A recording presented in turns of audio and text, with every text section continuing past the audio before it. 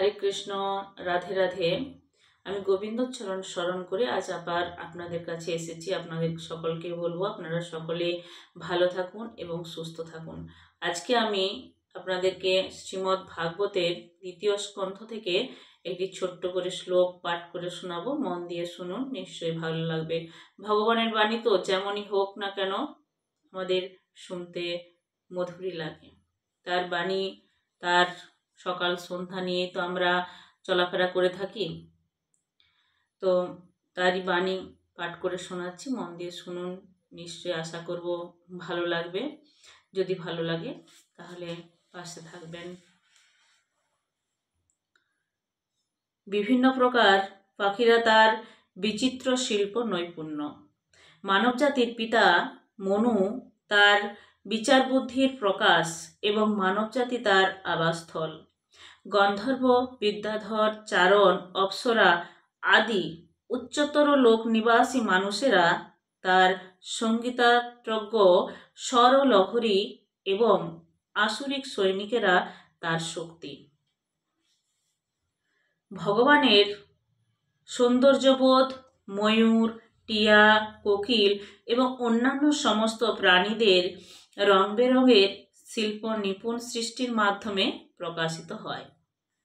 গন্ধর্ব, বিদ্যাধর আদি স্বর্গীয় মানবেরা অত্যন্ত সুন্দরভাবে গান করার মাধ্যমে স্বর্গের দেবতাদের পর্যন্ত মোহিত করতে পারতেন। তাদের সঙ্গীতের ছন্দ ভগবানের সঙ্গীত বোধ ব্যক্ত করে। তাহলে তিনি নিরাকার বা নির্বিশেষ হন কি করে? তার সঙ্গীত রুচি, শিল্প নৈপুণ্য এবং বুদ্ধিমত্তা যা সর্ব অবস্থাতেই অচ্যুত। তার পরম পুরুষত্বের বিভিন্ন লক্ষণ। মনু সংহিতাই হচ্ছে মানব সমাজের আদর্শ আইনশাস্ত্র এবং সামাজিক জ্ঞান সম্বন্ধীয় এই মহান গ্রন্থটি অনুসরণ করার নির্দেশ প্রতিটি মানুষকে দেওয়া হয়েছে। মানব সমাজ হচ্ছে ভগবানের আবাসস্থল, অর্থাৎ মানুষদের একমাত্র কর্তব্য হচ্ছে ভগবানকে জানা এবং ভগবানের সঙ্গ করা। মনুষ্য জন্ম পাওয়ার জন্য বদ্ধজীব তার শাশ্বত ভগবৎ চেতনার পুনরুদ্ধারের সুযোগ পায় এবং তার ফলে তার জীবন সার্থক হয়। প্রহ্লাদ মহারাজ হচ্ছেন অসুর কুল। প্রহ্লাদ মহারাজ হচ্ছেন অসুর কুলের ভগবানের আদর্শ প্রতিনিধি। কোনো জীবেই ভগবানের বিরাট রূপ থেকে বিচ্যুত নন। প্রতিটি জীবেরই সে বিরাট রূপের প্রতি বিশেষ কর্তব্য রয়েছে। সেই বিশেষ কর্তব্য সম্পাদনে যখন ব্যাহত হয় তখনই জীবেদের মধ্যে বৈষম্য সংঘর্ষের সৃষ্টি হয়।